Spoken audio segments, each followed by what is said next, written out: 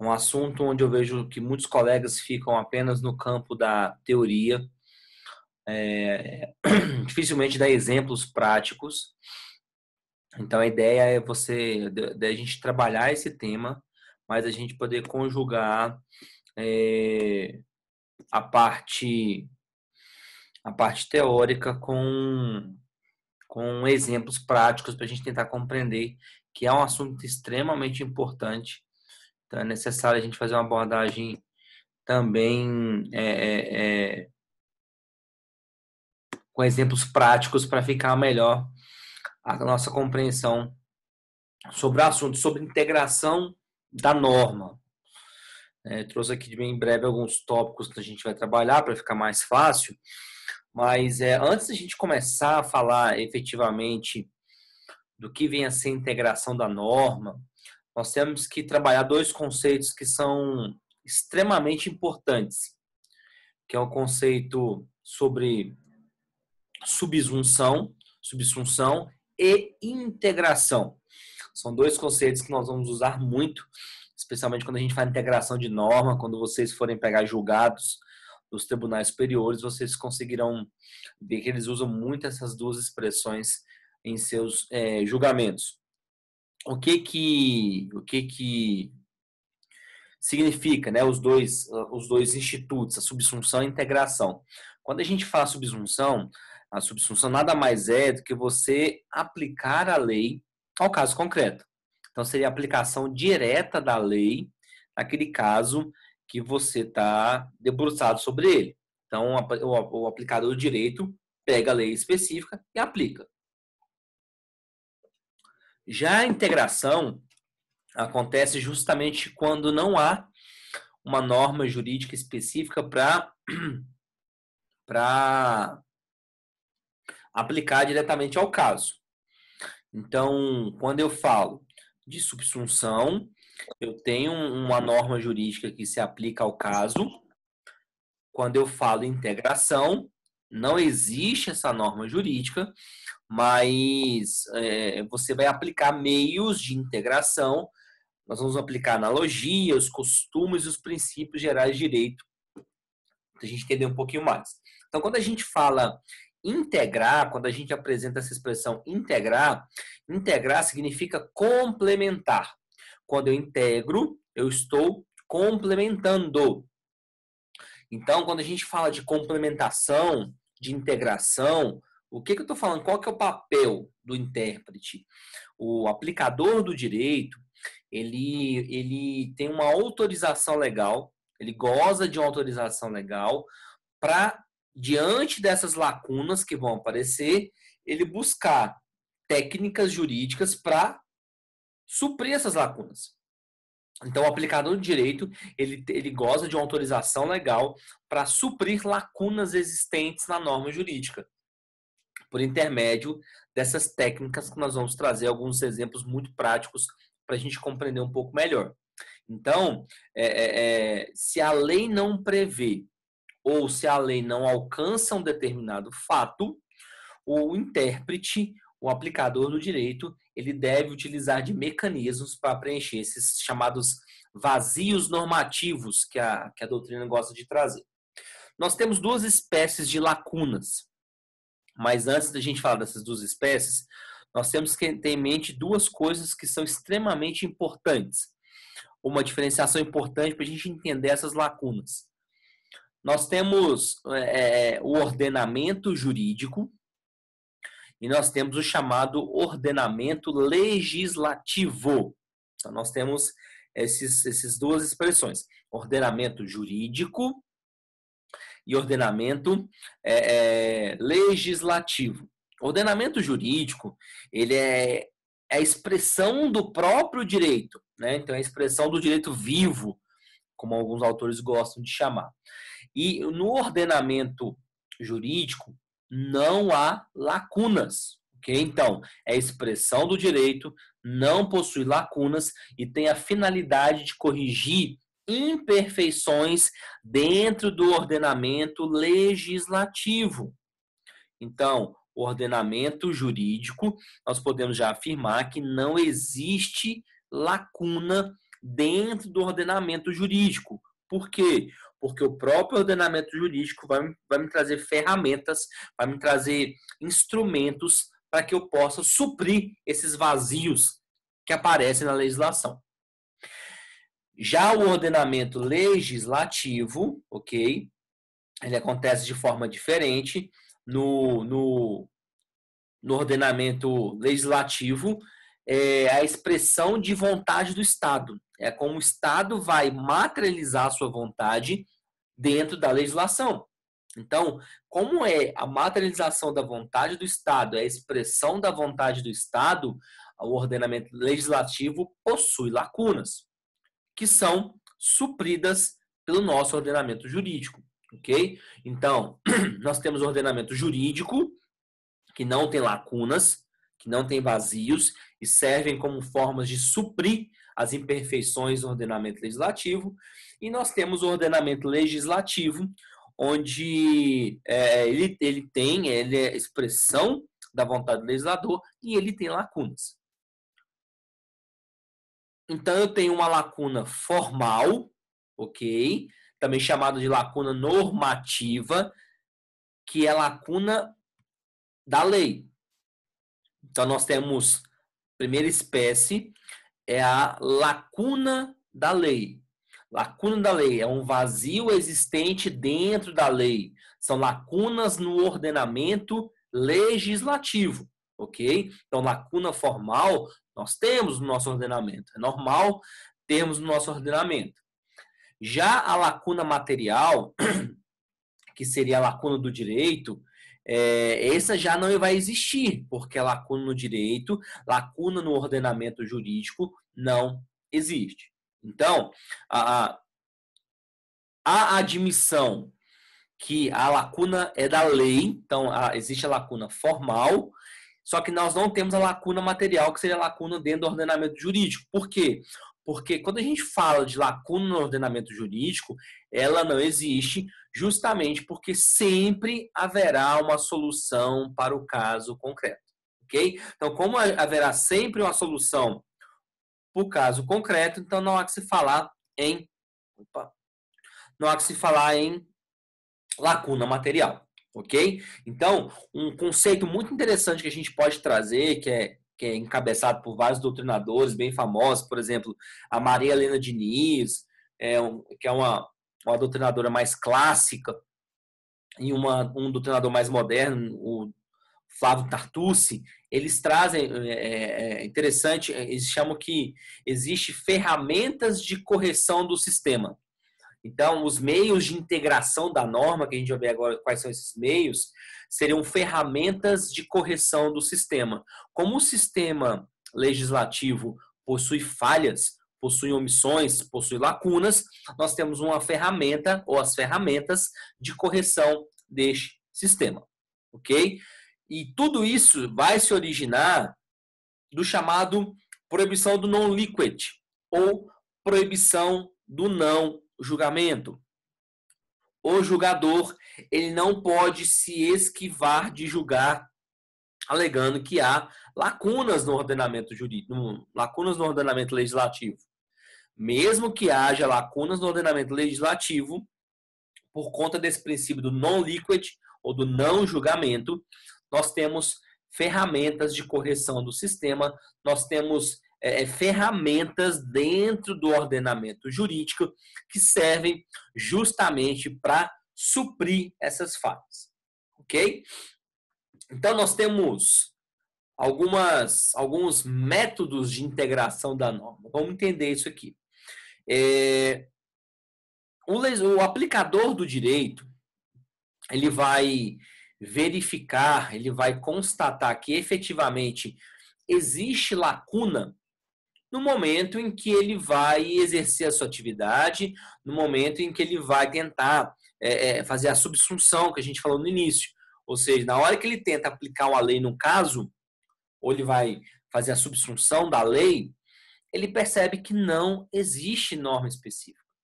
Não existe dentro do ordenamento legislativo, não existe uma norma dentro do corpo das leis, um preceito específico que vai solucionar o caso concreto.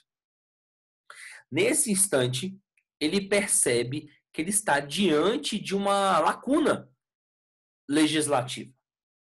Então, a partir do momento que ele percebe, ele procura, dentro do nosso ordenamento jurídico, uma lei para que seja aplicada ao caso concreto. Então, ele busca fazer a subsunção da lei naquele caso concreto. Porém, neste momento, ele vislumbra, ele percebe que efetivamente não tem nenhuma lei específica. Não existe lei que possa ser aplicada naquele caso. Não existe lei que vai regulamentar aquela situação jurídica de fato, mas, com base no princípio do non-liquid, ele tem que buscar uma ferramenta dentro do mecanismo, dentro do sistema do ordenamento jurídico, uma forma para resolver aquele caso concreto.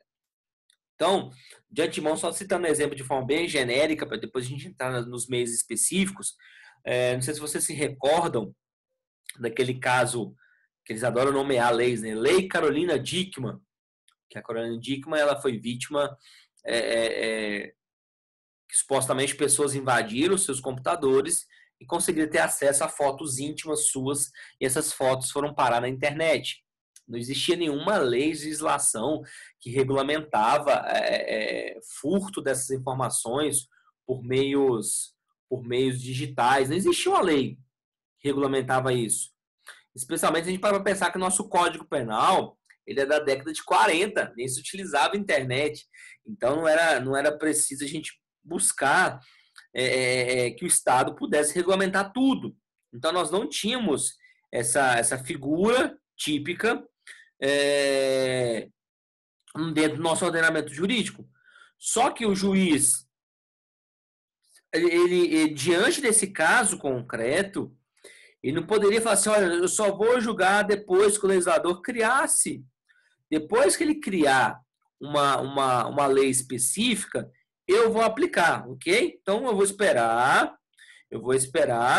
para que o legislador crie uma lei específica para eu julgar. Não, ele teve que usar os meios de integração para se chegar ao resultado. Aonde nós vamos encontrar o arcabouço jurídico, onde a gente vai encontrar as primeiras normatizações que falam sobre isso? A LINDB, Lei de Introdução às Normas do Direito Brasileiro, faltou um Bzinho ali, né? Em seu artigo 4º ele fala, né, quando a lei for omissa, o juiz decidirá o caso de acordo com a analogia, costumes e princípios gerais de direito. Depois o CPC também ainda vai reforçar isso, repisar isso no seu artigo 140, que o juiz não pode se eximir de decidir sobre a alegação de lacuna ou obscuridade do ordenamento jurídico, né? A redação é um pouco falha, porque no ordenamento jurídico não há lacunas, né? Como a gente falou. Um outro doutrinador fala que pode ter falhas, eles pecam por algumas falhas, mas a gente não pode afirmar que existem lacunas, né? Porque se a gente afirmar que no ordenamento jurídico há lacunas, a gente pode se deparar com algum caso que o juiz pode não aplicar, porque não vai ter nenhum meio de aplicação. Então, o caso correto não é isso. Primeira dúvida que a gente tem que levantar isso aqui, já vi isso aqui muito objeto em prova, então isso aqui é algo importante para se questionar. Essa ordem aí do artigo 4º da LINDB, que ele fala, né? Analogia, costumes e princípios gerais de direito. Qual o primeiro questionamento que é feito? Essa ordem seria uma ordem obrigatória? O juiz tem que seguir rigorosamente essa ordem, ou seja, a partir do momento que ele percebe que há uma lacuna no ordenamento legislativo, ele primeiro tem que procurar uma analogia, se é possível aplicar analogia. Em segundo momento, ele procura saber se é possível aplicar os costumes. E em última ratio, a última hipótese, ele vai ver se pode aplicar os princípios gerais de direito. Essa ordem é obrigatória? Nós estamos diante de uma divergência em relação a isso, ok? Existe uma divergência no que se refere se essa ordem do artigo 4º, ela seria uma ordem de caráter obrigatória ou não. Por quê? A visão mais clássica, os doutrinadores mais clássicos, que a gente pode citar, por exemplo, o Clóvis Bevilacqua, o Washington de Barros Monteiro, e a própria Maria Helena Diniz, que são os doutrinadores mais clássicos que nós temos de direito civil, né, que escrevem obras de direito civil há muitas décadas, eles continuam afirmando que essa ordem, sim, é obrigatória. Se a legislação trouxe dessa forma, ele não especificou que poderia, que seriam causas concorrentes, ou seja, o juiz pode escolher a melhor naquele caso concreto, nós temos que concluir que, sim, é uma ordem obrigatória. Então, de acordo com a visão mais clássica, essa ordem do artigo 4º seria uma ordem obrigatória. Porém, uma visão mais contemporânea, uma corrente mais contemporânea, entende que não, que essa ordem não é obrigatória. A gente pode citar, por exemplo, o Zeno Veloso, o Tepedino, o Flávio Tartus, que eu comentei com vocês, o Daniel Sarmento, são obras mais contemporâneas, eles falam que não. Por quê? Porque essa ordem deixa de ser obrigatória com o advento da Constituição Federal de 88.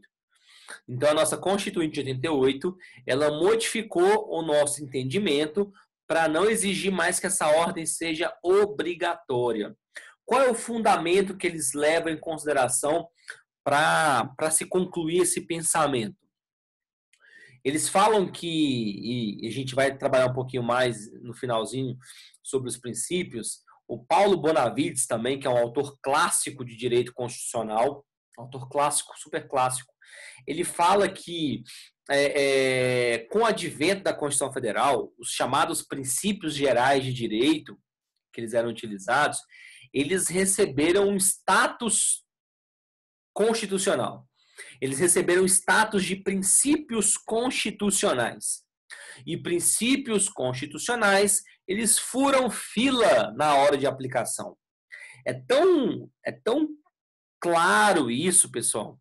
A gente tem que ter isso muito clarificado na nossa mente, que hoje, mesmo tendo norma, ou seja, mesmo não precisando fazer a integração, os princípios constitucionais podem ser aplicados ao invés de aplicar uma norma. É muito grave isso é muito interessante. A gente vai citar alguns exemplos para ficar um pouco mais claro sobre isso. Porque, gente, hoje é a tendência, não tem como a gente fugir. A gente tem que fazer a análise dos ramos do direito à luz da Constituição Federal. Não tem como. Nós temos que analisar os ramos do direito à luz da Constituição Federal. Então, hoje se fala muito em direito civil constitucional, direito penal constitucional, direito processual civil constitucional. Não tem como a gente fugir. Nós temos que interpretar as normas infraconstitucionais, nós temos que interpretar as leis federais sempre à luz da Constituição Federal. Eu tenho que fazer essa análise sempre com base na Constituição Federal. Não tem como a gente fugir disso. Então, isso é importante, é um fato importante. Então, a partir do momento que esses princípios eles foram graduados, podemos dizer assim, eles receberam status de princípio constitucional. Os princípios constitucionais não são aplicados somente em caso de lacuna, eles têm aplicação imediata e, por conta disso, os princípios furam fila. Se vocês quiserem anotar um exemplo que fica muito claro isso, é um exemplo muito interessante, o STF julgou se o artigo, anota isso aí, 1790 do Código Civil seria inconstitucional ou não. O artigo 1790 do Código Civil seria um artigo inconstitucional ou não. E o STF entendeu que é. Vamos entender só o contexto para a gente entender por que eu estou trazendo esse exemplo. Pessoal, o Código Civil ele fazia acepção, ele fazia diferenciação entre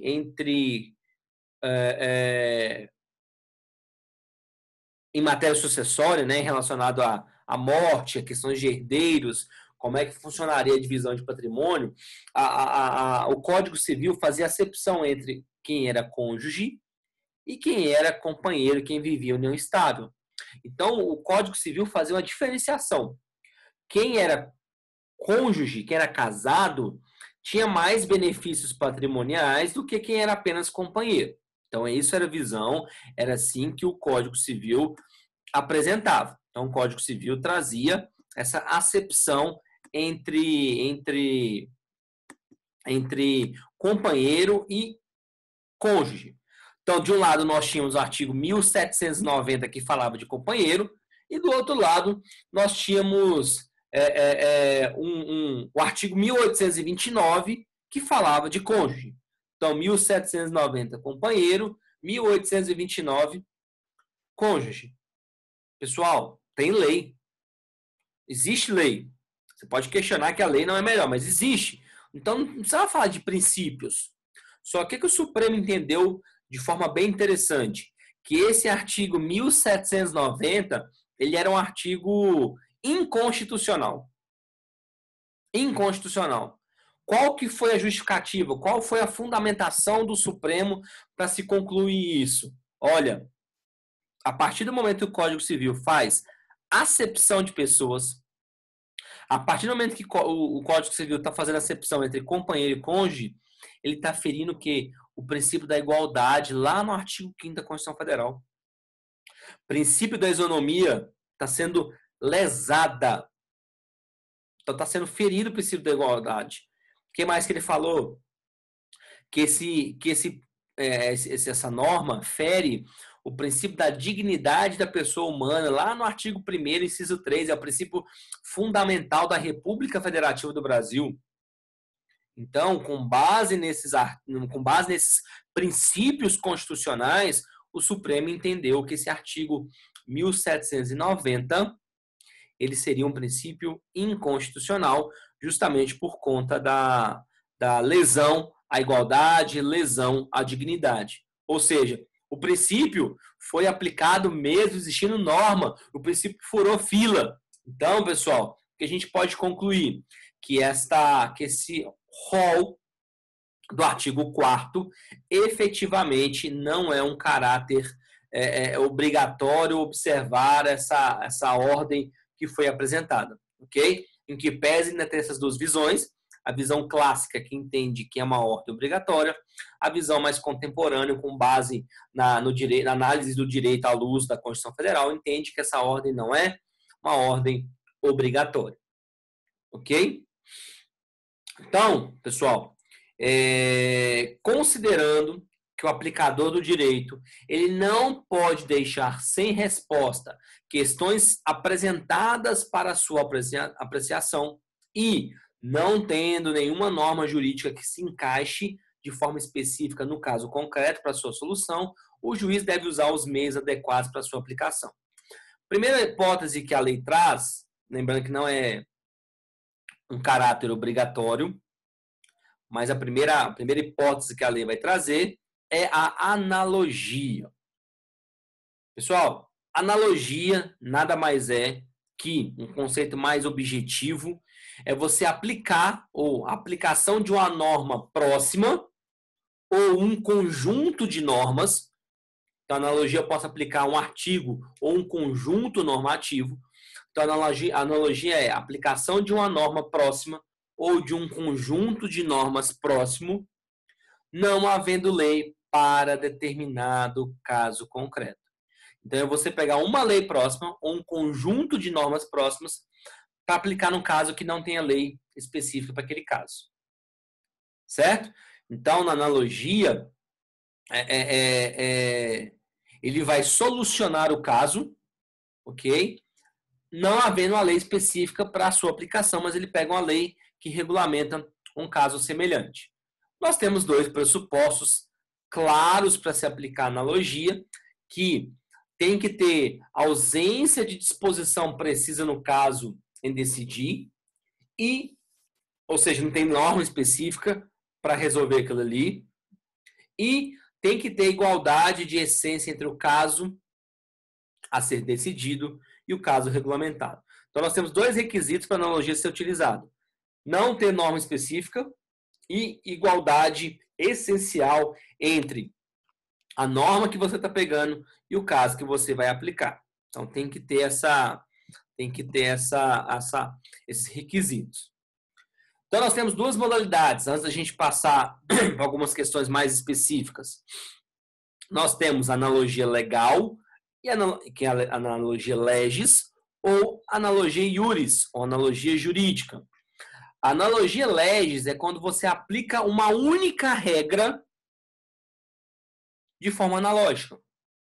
Então, analogia legal, eu aplico uma única norma. A analogia iuris, eu aplico um conjunto de normas.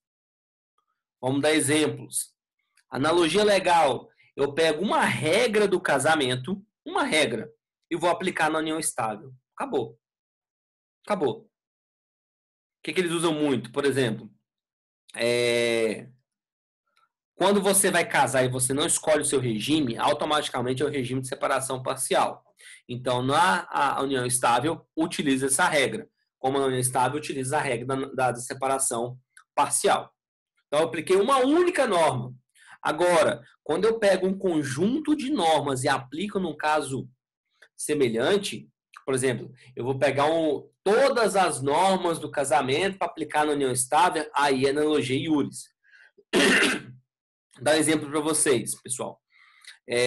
Todos vocês sabem que o Supremo ele reconheceu a união homoafetiva como uma entidade familiar. Então, houve esse reconhecimento, tá? Ele ficou decidido claramente. Se vocês depois quiserem ler, existem os chamados informativos do Supremo, do STJ, informativo 625 do Supremo fala sobre isso. Então, ficou decidido duas coisas quando o Supremo julgou. Primeiro, que a união homoafetiva é, sim, uma entidade familiar e todas as normas da união estável heteroafetiva deverão se aplicar por analogia para a união estável homoafetiva. Então, neste caso, nós estamos diante da analogia iuris, porque o Supremo entendeu que todas as normas da união heteroafetiva vão se aplicar por intermédio da analogia às uniões estáveis homoafetivas. Ok? Então, se eu aplico uma única norma, analogia legal, mas se eu aplico um conjunto, igual o Supremo aplicou esse julgamento da união homoafetiva, informativo 625 do Supremo, ele aplicou todas as normas da união heteroafetiva, aplicou-se na união homoafetiva. E outro ponto importante que a gente não deve fazer é confundir. Isso aqui é fácil a gente confundir. A analogia com a chamada interpretação extensiva. Não posso confundir a analogia com a interpretação extensiva. Eu vou trazer algumas questões importantes, um exemplo bem besta, mas através desse exemplo besta a gente consegue ter uma visão mais e compreender melhor esse instituto. Vamos entender isso aqui, pessoal. Quando eu falo de analogia, eu estou falando que uma outra norma é aplicada. Então, analogia, uma outra norma é aplicada no meu caso. No caso da analogia, ocorre a integração. Nós falamos no início da nossa aula. Aqui, efetivamente, ocorre a chamada integração da norma. Agora, quando eu falo de interpretação extensiva, ou seja, aquele caso que a lei falou menos do que deveria falar, que nós falamos na última aula, não há uma outra norma para aplicar. Ele pega uma norma e amplia o sentido dessa norma. Então, analogia, uma outra norma é aplicada. Interpretação extensiva, apenas amplia-se o sentido da norma. Na analogia, ocorre a integração. Na interpretação extensiva, ocorre a subsunção. A gente falou lá no início da nossa aula. Então, eu vou dar um exemplo muito besta, que pode parecer um exemplo até idiota, mas que fica muito claro para a gente entender isso aqui. Vamos pegar um exemplo aqui, que existe uma norma que fala assim, olha, aqui na cidade de Anápolis, no Brasil, não pode circular camelos amarelos. Não pode circular camelos amarelos no horário comercial. Por exemplo, é a lei. É vedada a circulação de camelos amarelos no horário comercial. Beleza. Se eu pegar essa regra de camelos amarelos e aplicar para camelos marrons, olha, eu vou aplicar essa norma dos camelos amarelos para os camelos marrons. Isso, pessoal, é uma interpretação extensiva. Eu vou pegar a norma e vou ampliar o sentido da norma. A lei falou menos do que deveria falar. A lei tinha que ter falado dos camelos marrons também. Então, isso é interpretação extensiva. Agora, se eu pego essa norma e uso para dromedários, que é como se fosse um primo lá do camelo, que vai diferenciar aquele negócio nas costas deles lá, né? Dos carocinhos nas costas que vai diferenciar. Se eu aplicar para dromedário, aí é analogia. Então, não pode camelo amarelo. Se eu estender para camelo marrom, interpretação analógica. Eu ampliei o sentido da norma. A lei falou menos do que deveria falar. Agora, se eu pego para camelo e aplico para dromedário, isso aí já é analogia. Tá? Daqui a pouquinho eu vou dar exemplos na aplicação da analogia na prática, mas basicamente, para a gente diferenciar, para a gente não confundir esses dois institutos, é isso. Na analogia, outra norma é aplicada. Ok? Ocorre a integração. A interpretação extensiva só vai ampliar o sentido da norma. Para ficar fácil, para a gente resumir. Se mantém o tipo é o mesmo, é interpretação extensiva. Se muda o tipo, é analogia. Ok? Então, a gente não vai mudar, a gente não bagunçar mais isso. Então, quando a gente fala de interpretação extensiva, há uma insuficiência verbal, ou seja, o legislador falou menos do que deveria falar. Já na analogia, não há insuficiência verbal, porque o que existe é a lacuna. Okay? Então, o que vai diferenciar é esse. Um fala menos e o outro não tem norma. Ok? Então, vamos entender essa aplicação da analogia em alguns ramos do direito, trazendo exemplos clássicos. A analogia que é a mais utilizada, a analogia que é mais falada sobre a sua aplicabilidade, a analogia no direito penal. A gente vai tirar com base lá na lei de processo penal, CPP, lá no seu artigo 3º, falando que admite a analogia. É pacificado, ok? Totalmente pacificado, que a analogia no direito penal pode ser utilizada para beneficiar a parte, ou em bonum partem. Nós não podemos usar analogia em malam partem, ou seja, para prejudicar a parte, para agravar a situação da parte. Vamos trazer alguns exemplos e seria interessante vocês anotarem esses exemplos, que são bem interessantes. O primeiro exemplo penal que eu quero trazer para vocês é lá do artigo 128, inciso 2 do Código Penal. O que fala esse artigo? O artigo 128 fala do crime de aborto e no inciso 2 traz aquele exemplo de aborto quando a mulher é vítima de estupro. A mulher foi vítima de estupro e, como resultado desse estupro, ela engravida, fica grávida. Então, a lei permite, nesse caso, a chamada manobra abortiva. Só que o que a lei fala? O legislador vai trazer alguns requisitos. O primeiro requisito que o legislador traz, olha, tem que ter o consentimento da gestante, ok? Se não tiver consentimento, não está como uma hipótese que permite, e tem que ser realizado por um profissional médico, tem que ser realizado por um médico. Assim, então, se o aborto ele for realizado por alguém que não é médico, esse agente que realizou o aborto, ele vai responder pelo crime. Aí vou pegar a seguinte situação, a mulher ficou grávida, vítima de estupro, lá no interior do Amazonas, mora lá num lugarzinho de difícil acesso, onde não tem a rede básica de saúde, e lá não tem médico na região. Ó, o primeiro médico fica a 6 horas de distância, 10 horas de distância. É um lugar muito de difícil acesso que o médico não chega lá. Aí essa mulher ficou grávida, vítima de aborto, e só que lá na região só tem uma parteira. É uma parteira, não sabe quem é parteira, é uma mulher que fazia os partos dessas pessoas, que não é médica, né? Então a mulher procura a parteira e essa mulher realiza o aborto.